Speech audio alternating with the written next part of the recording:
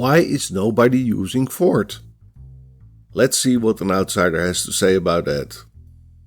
Endless philosophical debates, but no one was actually doing something with the language. I hear that a lot, along with Fort as a toy. And while the latter is false, the first one at least bears some truth. It's rare to find an actual application written in Fort, at least in the historical publications on the language. It's common though to find 100 implementations of the case construct. And of course, a great selection of trivial 1980s-like games. And yes, all these are taken from the very same issue. Frankly, Complang Fort is not much better. If one dares to publish some small routine down there, be prepared to be flamed for all kinds of reasons, except how useful it might be to your average programmer. An item on coroutines resulted in this discussion, and finally ended in a post about Pascal comments. Oh, how vastly different is Complang C. But although most programmers give up Fort after squaring an integer or printing an array of stars on the screen, I found out after a couple of years I could do some real work with my Fort compiler. And much faster in comparison to C. In my line of work, configuration management, I need a lot of conversion programs. Because it basically is all about keeping inventory of all the stuff you need to keep a large data center running. No matter which corporate entity you're dealing with, there's always a new format to be imported in your configuration management database. Or you have to clean up the mess your predecessor left behind. The data is never ever in the form you need it. Worse, before you get to the payload of the program, there's always a lot of red tape you have to go through. If you issue the wrong parameters, you get a usage message. You have to open an input file and an output file. And if any of those fail, you have to issue an error message. There's initialization to do, either for the program itself or for any of the files. You have to read the input file. Then you have to process that input.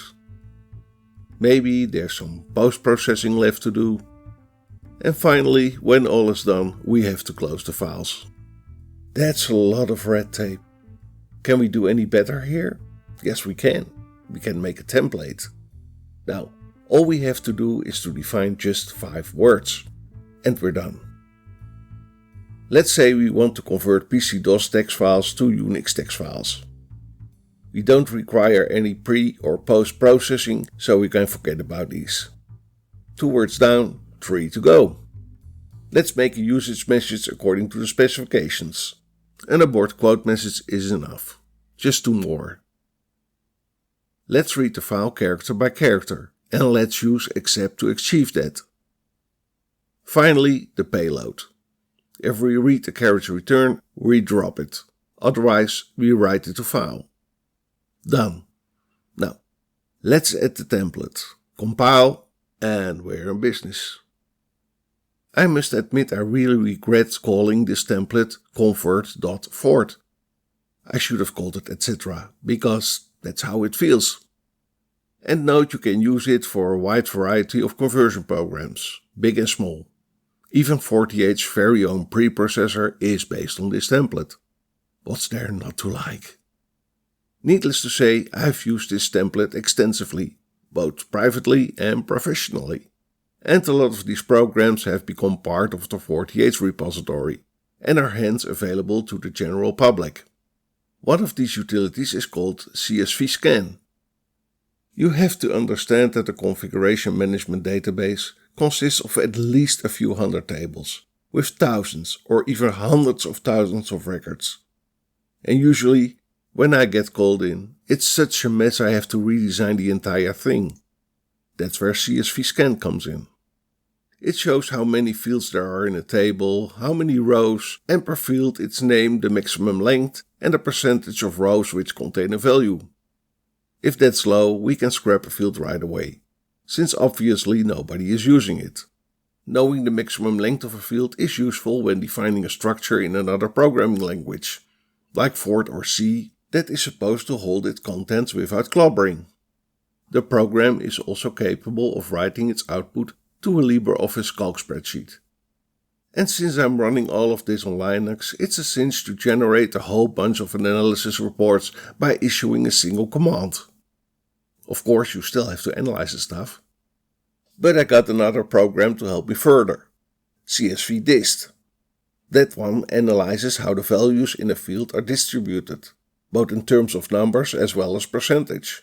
If an extremely high number of records contain the very same value, you can ask yourself whether it was a good idea to store that field.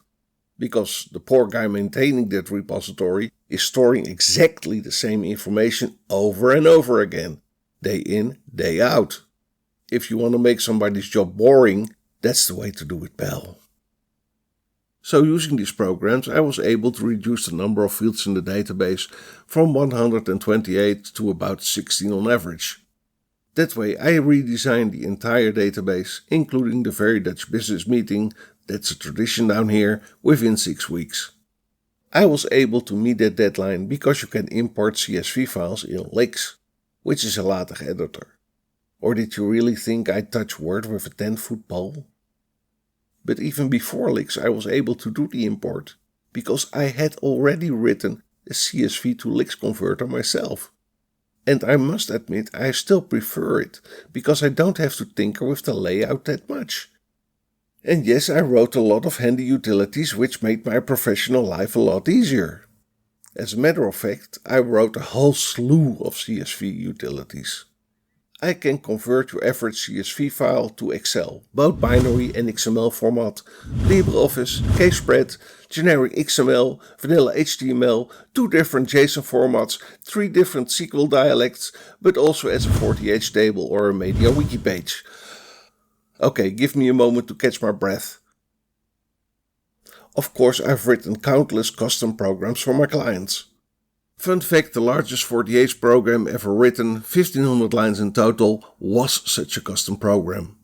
For my latest client, I wrote a whopping 3000 lines of 40H for a special database conversion. So yeah, using Fort for work is a viable solution, as long as you've got a nice collection of libraries you can make use of. If you want me to go into more detail which libraries there are and how I use them in my professional work, just leave a comment. But I'll give you an example to show what I mean. If you've been doing this work for some time, you know people can get quite creative when entering and formatting a date. Now, you can try to correct all these buggers by hand, but if you got a library which can do that for you, that's much better. And this one is quite capable. Trust me. It was not written in one go. It was composed of a bunch of other routines I'd written before, and then combined in a creative way. You know, factoring is also being able to extract the reusable parts of your program. Do it often enough and you can write programs like lightning by simply concatenating the components. Like Lego. Kids play. And ending on that positive note, I'm Hans Bezemer and this was Back and Forth.